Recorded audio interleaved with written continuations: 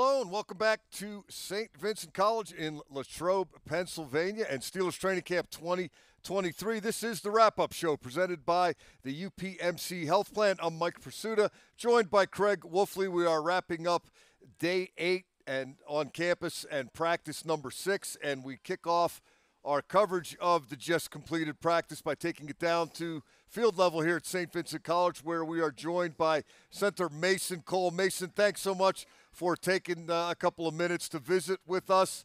The pads have come on this week. The hitting has commenced. There's blocking. There's tackling. There's actual football. How is it going in terms of what you're seeing from your unit, the offensive line? Guys, it's been good. Obviously, we're still a long way from September, a long way to go. But it's been good, a really good start to camp. Like I said, there's still a lot of work to go. People keep talking about last year and how good we finished. Man, this is a new group, a new year. We're going to have new challenges, so still trying to find out who we're going to be and what we're going to be really good at. But so far, a really good start. Well said, Mason. As a guy who took his first one-on-one rep on that same field you are 43 years ago, which is way older than you are right now, brother. I got to tell you, the line is a work in progress, but the progress is happening. It's moving forward. Even now, you can see it just in the few days that you've been in pads. What say you? Yeah, I mean, it's been huge. I think this group is really starting to enjoy the process. We're really starting to enjoy the grind of it, the extra work. We understand what it takes to be a good line now, and in the build off that, too. We know we brought Isaac in from Philly, who's played on some really good offensive lines, and he's been a great addition to our room, just leadership, mentality, work ethic. It's been really good for us. Yeah, I wonder, I was going to ask you about Isaac. I wonder if we could talk a little more about him, because he struck me as a guy, when he showed up in the spring, Mason, reputation preceded him, correct? I mean, everybody knows who he is and what he's all about. It's got to be, I know it's a change, and he has to get acclimated to how you guys do things, and you have to get used to him. But that's got to be an energizing presence up front, I would think. Yeah, I mean, if you play offensive line, you knew who Isaac was even before this. He's been a heck of a player for a long time, played a lot of good football. But, yeah, like you said, he's been great for our room, just energy-wise, mentality-wise. Little tidbits here and there about what other really good offensive lines have done in the past. It's been great to work with them. And like you said, we got a long way to go in September. We're still learning each other. Still learning the way he thinks. He's still learning the way I think, and we all think. So it's still a process, but it's been awesome. Mason, yesterday you had 7 shots.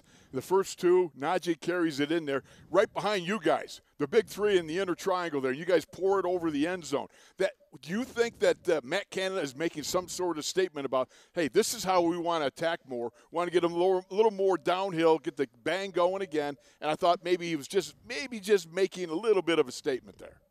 Listen, our defense doesn't want guys to run it in on them, and we feel like if we're at the 2-yard line, we should be able to run it in anyone. So it's been a good battle with our defense back and forth. The first 4 days, no pads, mostly passes. So, of course, they come out the first 2 plays and there were runs right on the 2-yard line. So it was awesome. It's fun. It's been a good battle. They got us today, but it's been a good battle this year.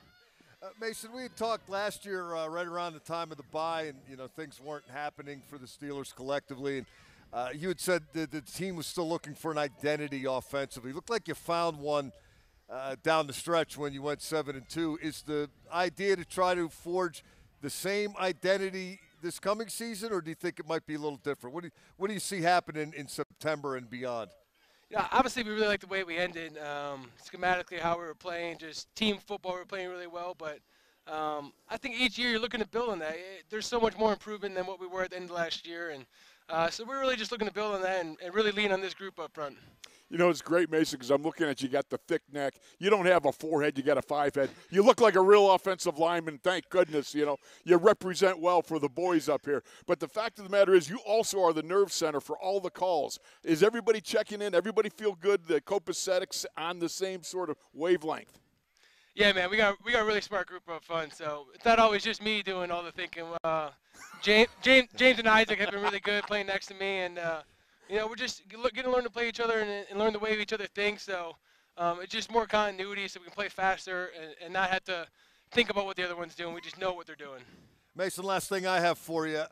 What have you seen from the number 1 pick, Broderick Jones, thus far, particularly the last couple of days in pads? Do you guys perceive there to be a battle for the left tackle starting job, and does it matter to the rest of the group? We're going to play with whoever the heck's out there. I imagine there'll be a battle. Like I said, there's a long way between now and September, but I really appreciate the way Broderick's kind of dove in and really dove into this process and learned to work and learned to be part of the group. And Dan, too. Dan's been a complete pro ever since he's been here, so it's been fun to watch those two go back and forth and learn from each other even. So it's been a good battle, and we'll see what happens. Mason, I just wanted to say thank you for taking the time. And, brother, get yourself some Gatorades. You got that Mike Webster, I'm dehydrated voice going on right now. I know, man. Appreciate you guys. All right, thanks, brother. Mason.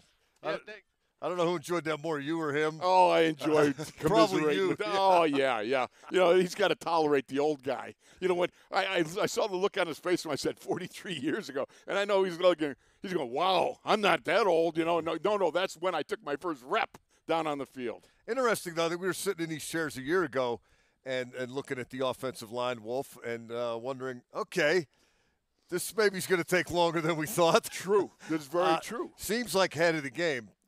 Well ahead of the game if you want to compare year to year, if that's worth anything. Unquestionably so. Look, I think they're way ahead. I think that there's a lot. Look, it's a new group, just like Mason said, and it's a restart, reboot, but guys are more comfortable. We were talking pre-production here, talking about James Daniels, how, moving from one team to another, it takes a little while to warm up sometimes, and for him, I think he's way ahead of where he was last year. I watched James Daniels, very powerful, very strong, got some good things going on there. Isaac Samolo is just a guy that I think is going to really add to that whole front five. So I think a little time, a little effort, and watch this line grow, because I think there are going to be some real bangers going on.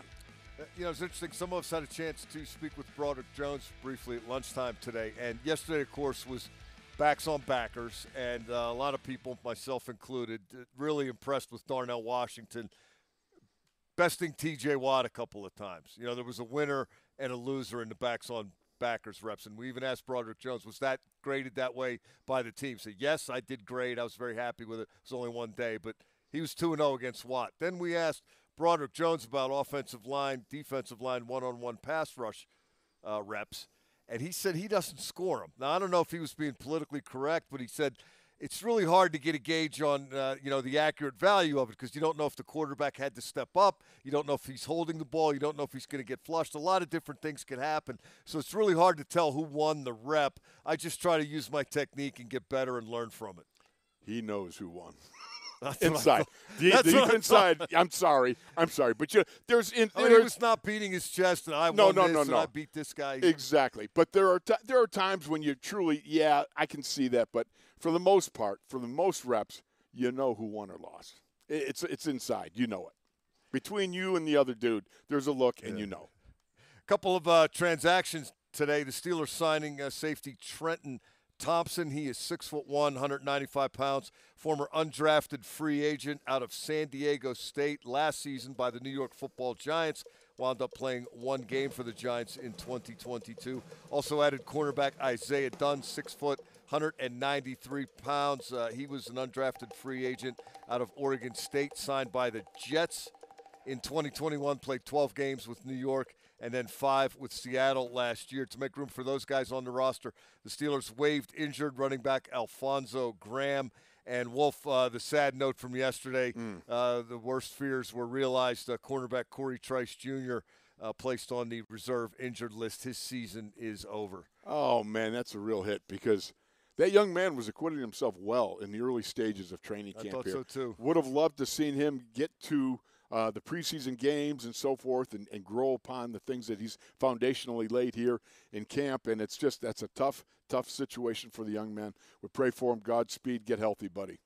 Today, kind of an example of the ebb and flow that occurs sometimes from one day to the next in training camp. Of course, George Pickens, wide receiver, was flowing yesterday, man. He made that unbelievable, ridiculous one-handed circus catch against Joey Porter Jr. Well, today, Pickens kind of ebbing, Wolf. Caught a pass from Kenny Pickett in 7 shots, but he had stepped out of the back of the end zone prior to doing so. Field awareness, not quite what it needed to be. The referee on hand threw the hat. The ball was caught, but it didn't count because he was not an eligible receiver. And then late in practice in team drills, Pickens running against Patrick Peterson and caught a back shoulder, fairly deep ball, but gave a nice two-hand shove before he did it. Again, the flag came out from the zebra, offensive pass interference. George Pickens, a big physical kid, but you can't just run amok out there. No, you can't. And by the way, I would think that if I'm yesterday, Joey Jr., right? I kind of want to go, hey, ref, where were you yesterday when the same similar thing kind of happened? Oh, come on. You didn't like that? Well, I'm just saying. It was a little bit of a pat on the back and a little bit of, helping the guy past him. But the fact of the matter is these are the spots that all pros are able to navigate their way through. Back at the end zone.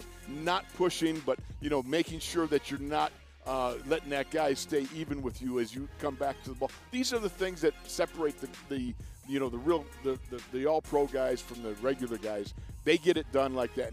And for Pickens, that's just part of the process of becoming all that he can be and be that special receiver. Yeah, it needs to learn a few subtleties of the game, I think. He's about as subtle as a sledgehammer right now. And that's probably going to get called more often than not. Conversely, Darnell Washington mentioned that we spoke with him, the tight end out of Georgia, who successfully blocked T.J. Watt on 2 occasions. He also caught a touchdown pass from Mitch Trubisky again today in 7 shots. Yesterday it was in a team drill.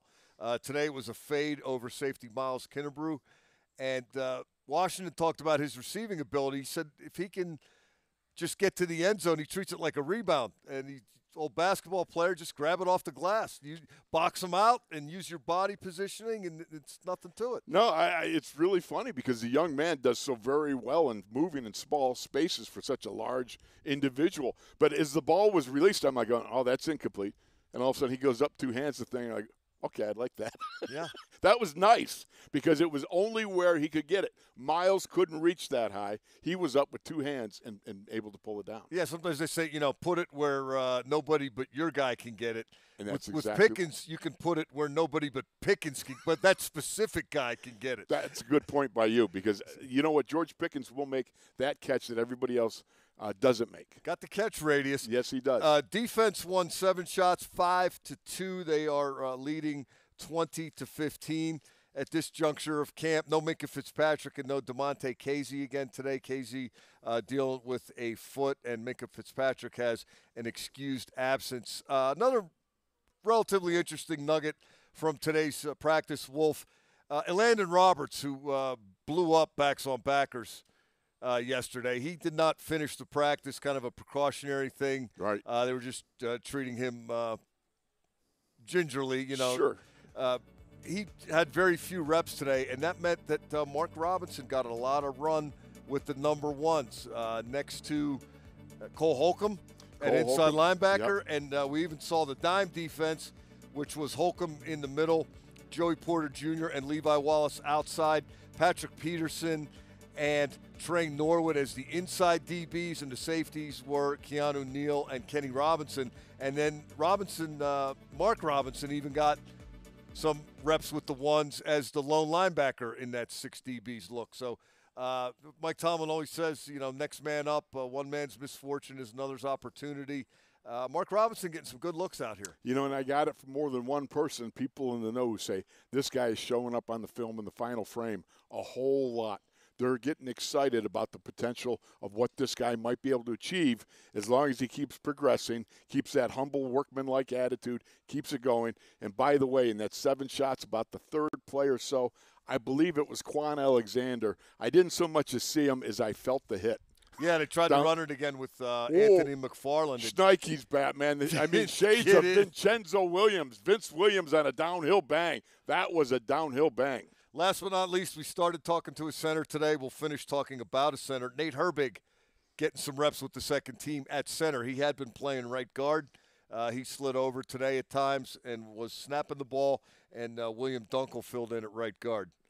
Love them both. Nate, Nate, let me say this. Nobody drops anchor like Nate. When Nate wants to squat on a bull rush, he squats on a bull rush, and all motion seems to end. I'll say that for him. And, of course, William Dunkel, he is the proverbial mauler. You look up mauler in the dictionary, there's a picture of William. That's going to do it for us today. I want to thank you for finding us, however, and wherever you found us. Don't forget the Training Camp Live show will be back on the air tomorrow as we get ready for day number 9 on campus and day 7 on the practice field here at Training Camp 2023. For Craig Wolfley, I'm Mike Prisuta. This has been the Wrap-Up Show presented by the UPMC Health Plan.